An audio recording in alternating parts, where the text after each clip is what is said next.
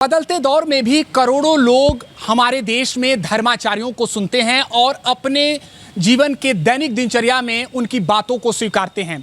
लेकिन इन दिनों एक के बाद एक ऐसे बयान धर्माचार्यों की तरफ से आए हैं जो विवादों में घिरते नजर आ रहे हैं। पहले अनिरुद्धाचार्य और अब प्रेमानंद महाराज।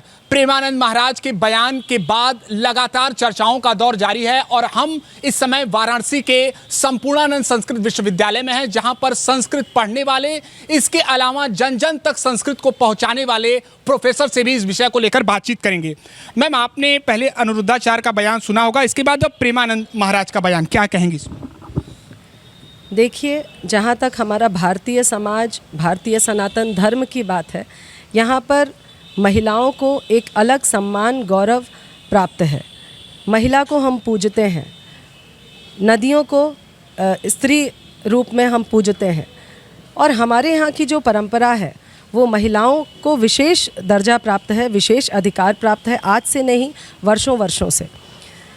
तो ऐसे देश में, ऐसे सनातन धर्म का पालन करने वाले देश में धर्माचार्यों द्वारा इस तरह का बयान एक महिला के लिए उसकी निजता, उसकी पवित्रता एक सम्मान और गौरव का विषय होता है। इसलिए किसी इस तरह के जो आक्षेप है या इस तरह के जो वक्तव्य हैं उसको जन सामान्य के लिए प्रयोग करना बिल्कुल गलत है। इस तरह का, और चूँकि ये धर्माचार्य, इनका पूरे विश्व में प्रचार प्रसार है, लोग इनको सुनते हैं, तो ऐसे पद पर प्रतिष्ठित व्यक्तियों द्वारा, धर्माचार्यों द्वारा, जिनको लोग आचरण में शामिल करते हैं, जिनके वक्तव्यों को पालन करते हैं और उन्हें पूजते हैं, एक तरह से ईश्वर का दूत उन्हें माना जाता है, और उनकी तरफ से अगर इस तरह से जन सामान्य के लिए और महिलाओं के लिए इस तरह के वक्तव्य होने लगेंगे तो निश्चित रूप से यह समाज में एक विघटन का कारक होगा।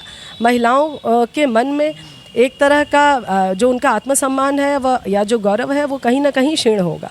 देखिए, व्यासपीठ से अगर ऐसी बातें कही जाती है तो निश्चित ही एक बड़े तबके पर इसका असर पड़ता है और देखिए कि ये कहा भी जा रहा है कि कहीं ना कहीं ऐसे बयान विघटन का कारण भी बन सकते हैं। आप क्या कहेंगी इस पर? मैं मैम की बात से सहमत हूँ। मैम ने जो भी कहा, जो भी वक्तव्य उन्होंने एक स्त्री को एक नारी के रूप में जो भी कहा है, मैं उससे सहमत हूँ। लेकिन जैसा प्रश्न मेरे सामने आया है कि जिसमें जो एक पवित्रता और अपवित्रता की जो बात कही गई है, तो सबसे पहले पवित्रता की परिभाषा क्या है, एक इसका यहाँ पर पूरी तरीके से क्लियर होना ज़रूरी है। यहाँ पे कहा गया है केवल 4 या 5 ही स्त्रियाँ बची हुई हैं, तो उस कंडीशन में अगर हम देखते हैं तो वो अपवित्रता कैसे है, और वो जो 4 स्त्रियां ही बची हैं और अगर 100 का हम रेशियो लेते हैं तो जो 96 स्त्रियां, उन्होंने अपवित्रता किसके साथ खोई है, वो दूसरा व्यक्ति कौन है? तो क्या यहाँ उसकी पवित्रता और अपवित्रता का प्रश्न नहीं उठता? तो पहले तो यहीं पे एक प्रश्न आ जाता है। और अभी ये कितना सही रूप से सही है, ये जो जिस तरीके से चीज़ें वायरल हो रही हैं, एक दूसरा पहलू ये भी है कि कई बार बड़ी बड़ी चीज़ों को गलत तरीके से भी दिखाया जाता है, जो कि एक कारण बनता है जन सामान्य में, समाज में, जो कि जैसे मैम ने कहा कि एक विघटन का ये कारण है। इस तरीके से बहुत सारे रीजंस आ जाते हैं जिसके चलते लोगों को लगता है कि ये गलत कहा गया है। इससे पहले अनिरुद्धा आचार्य जी ने अपना वक्तव्य, अपना पर्सनल इंटरव्यू दिया और उन्होंने कहा कि उनकी वीडियो को किसी ने बीच में से काट दिया, क्रैक कर दिया और उसको शो कर दिया। मेरा ऐसा कहना गलत था। तो पहला तो प्रश्न यही आता है कि इस तरीके की बातें आती कहाँ से हैं? जैसे मैम ने कहा कि स्त्रियों को पूजते हैं, उनका सम्मान करते हैं, तो उस देश में ऐसी बात करना अपने आप में एक बड़ा प्रश्न है। एक विषय ये भी है कि इनके व्यासपीठ से अच्छी भी बातें आती हैं, ऐसा नहीं है, लेकिन जब आप इस तरह के शब्दों का प्रयोग करते हैं तो स्वाभाविक है कि एक वर्ग को इससे ठेस पहुंचेगा। बिल्कुल पहुंचेगा। और वो वर्ग कौन सा है? स्पेशली वो वर्ग एक महिला वर्ग ही है। उनका अपना जो एक सेल्फ, जो एक स्वाभिमान जिसको हम कहते हैं, जो एक उनका अपना सेल्फ रेस्पेक्ट है, वो कहीं ना कहीं उसका हनन हो रहा है। इस तरीके से आप कैसे किसी को बता सकते हैं कि वो पवित्र है और अपवित्र है? और पवित्र और अपवित्र की पहले परिभाषा होनी चाहिए। क्या वो केवल एक ही भाग के लिए? समाज में तो दोनों रन करते हैं, स्त्री भी और पुरुष भी। तो क्या ये पवित्रता का जो नारा है वो केवल स्त्रियों के लिए है, और आप इसमें क्या डिफाइन करना चाहते हैं? मैम, आपने भी सुना होगा या आपके परिचित भी इन लोगों को सुनते होंगे, अनिरुद्धाचार्य हुए, प्रेमानंद जी महाराज हुए। आपको लगता है कि इस प्रकार से ऐसे कह देना चाहिए, क्योंकि अपनी एक मर्यादा भी होती है? देखिए, ऐसा है ना कि समाज को दिशा देने वाला ही अगर ऐसा वक्तव्य देता हो तो ये अफसोस की बात है। उस देश में जहाँ सदियों से पुरातन परंपरा रही है कि महिलाओं को पूजा जाता रहा है। उनका एक आत्मसम्मान है जिसको आप माना जाता कि उनकी एक धरोहर है, उस पर आप अटैक नहीं करिए। सबसे पहले तो मुझे ऐसे धर्माचरण द्वारा इस तरह का वक्तव्य देना मेरे लिए एक आश्चर्य का विषय कि ऐसा भी ये बोल सकते हैं।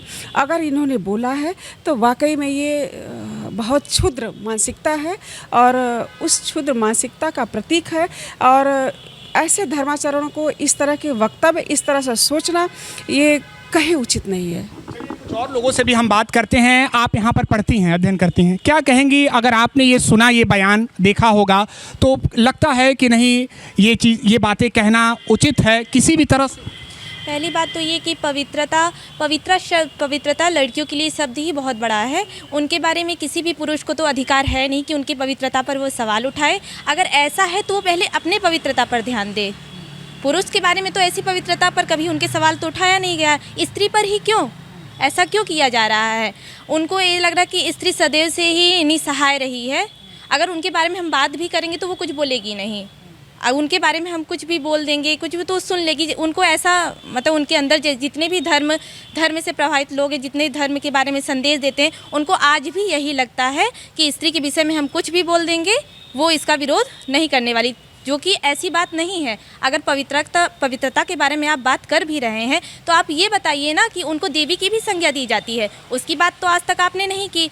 लेकिन आपके द्वारा अगर ये संदेश समाज को पहुंच रहा है तो ये निंदा का विषय है। आप लगातार इस बयान को लेकर चर्चाओं का दौर जारी है और हम अंतिम सवाल मैम आपसे लेंगे। यहाँ इसी परिसर से अनेक ऐसे धर्माचार्य और व्यासपीठ से कथा कहने वाले व्यास भी निकले हैं। आप क्या संदेश यहाँ से देना चाहोगे? देखिए, सामाजिक व्यवस्था में विभिन्न भूमिकाएं आती हैं। एक महिला की, एक माँ की, एक बहन की। स्त्रियां विभिन्न रूपों में हैं, विभिन्न कार्य क्षेत्र में कार्यरत हैं। सुबह भी कार्य कर रही हैं, रात में भी कार्य कर रही हैं, वर्तमान समय में विभिन्न पदों को सुशोभित कर रही हैं। ऐसी स्थिति में धर्माचार्यों द्वारा या किसी भी ऐसे व्यक्ति द्वारा जिनके करोड़ों फॉलोअर्स हैं पूरे विश्व भर में, ऐसे लोगों द्वारा इस तरह की बयानबाजी करना जिसमें जो सर्व सामान्य के लिए हो, कहीं से भी उचित नहीं है और एक सामाजिक व्यवस्था पे कुठाराघात है। इस तरह की चीज़ों को हमेशा सोच समझकर, और किसी भी महिला हो, पुरुष हो, किसी भी लिंग की अगर हम बात करें और समाज के किसी भी भूमिका निर्वहन की बात करें, अगर सामाजिक व्यवस्था में संलग्न लोग हैं, किसी की भी पवित्रता, उसके सम्मान पर आप चोट करेंगे या उसको सामान्य जन पे लागू करेंगे और डेटा बेस्ड अगर आप बात करेंगे और उसमें अंक देंगे कि इतने में से इतने लोग इस तरह के होते हैं, तो ये कहीं से भी न्यायोचित नहीं है।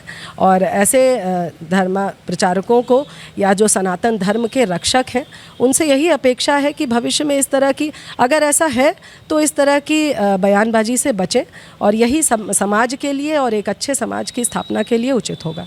संस्कृत की विरासत को प्राचीन समय से सजोने वाले ये छात्र, बेटियां और महिलाओं का साफ कहना है कि इन धर्माचार्यों को महिलाओं का सम्मान करना चाहिए और कम से कम व्यासपीठ से मर्यादित शब्दों का ही चयन करना चाहिए। एबीपी न्यूज़ के लिए वाराणसी से निशांत चतुर्वेदी।